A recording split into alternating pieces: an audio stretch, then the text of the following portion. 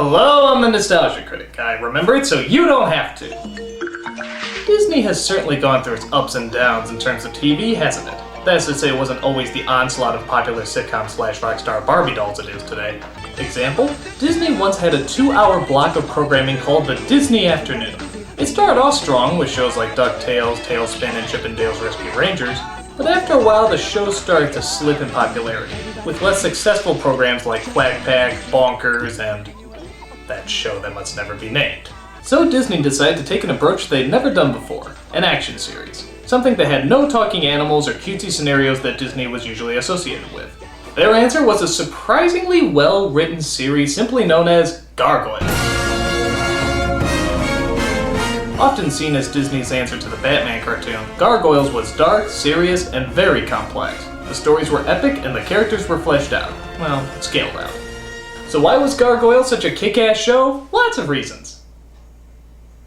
And you probably want to know what they are. So, let's stretch out our wings and fly right into Gargoyles. So it starts out in present-day New York as bits of debris are dropped down upon passing bystanders. So they call up Detective Elisa Mazza to investigate, the only cop who for some reason has blue hair. Connection? She's curious as to what could be causing all that horrible destruction. Claw marks? What could be strong enough to leave claw marks in solid stone? Sporks? The lineage of the Sporks goes on for several eons. In fact, we predate the dinosaurs. Indeed. So we flash back 1,000 years ago to Scotland, where the ancient battle for this castle, I guess, is being fought by whoever the hell these guys are, because they really want it. I don't know, there's like no detail in this backstory. It's just people with swords doing what people with swords do. Give any guy a sword and he'll want to go pillage something. Attack! They may take our lives, but they'll never take our questionably unclear motivation! But it turns out those stone gargoyles aren't just there for decoration. By daytime, they're stone, but when the sun goes down, they break through the rock and become the defenders of the castle.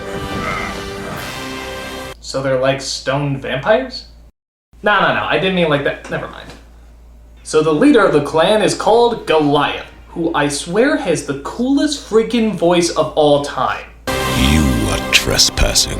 They're not far ahead. I can scare those cowards away without any help. I don't know who that actor's wife is, but I bet she plays a lot of 70s music when he's around. Remember, you and I are one, now and forever.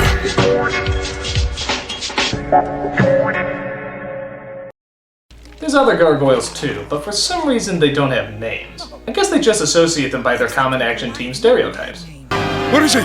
Are we being attacked again? Look, it's the fat one! The tricks are very light for horses carrying armored men. How you doing over there, old one? Not afraid, are you? I can see why. My, the prissy one is in rare form today. Let us go out in force and put an end to these pigs once and for all. Hey, how you doing, incredibly big boobied one?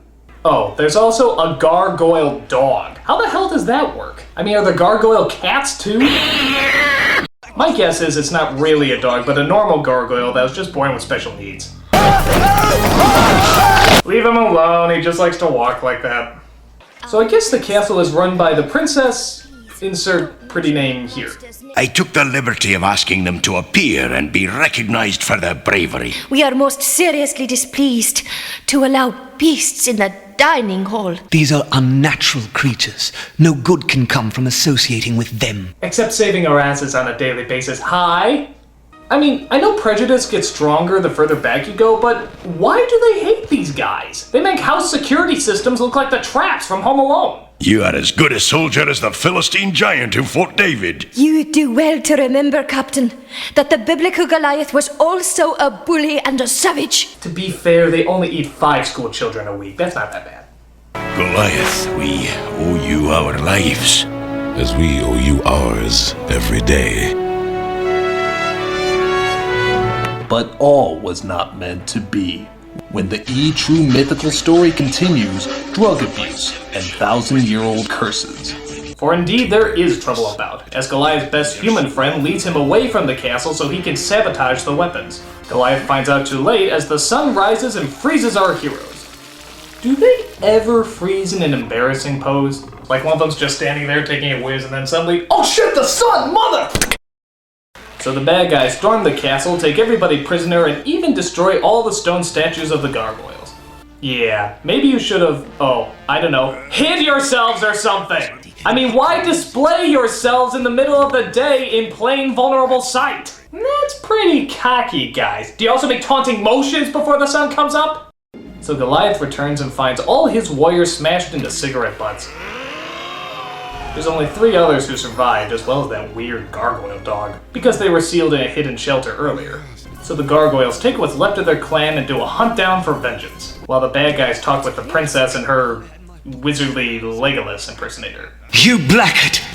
No! My spells! Now, which one of these fair maidens do you want? I'll take the albino. She has far more delicate features. But the princess escapes as the gargoyles fly in to whip some Viking-ish ass. Zool, motherfucker, Zool!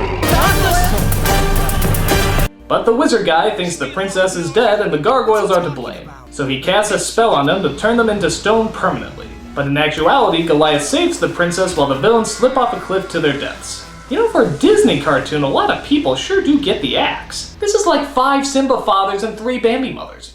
I've been denied everything, even my revenge! And on top of that, I think I have a splinter!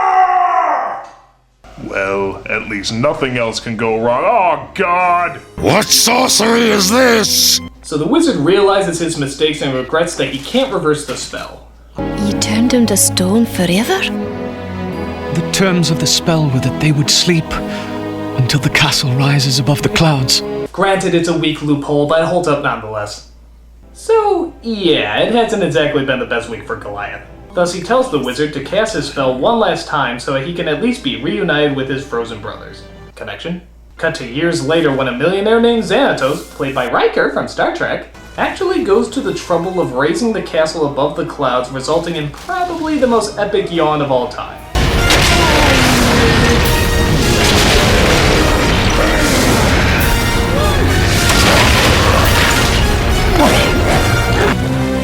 You are the one called Goliath?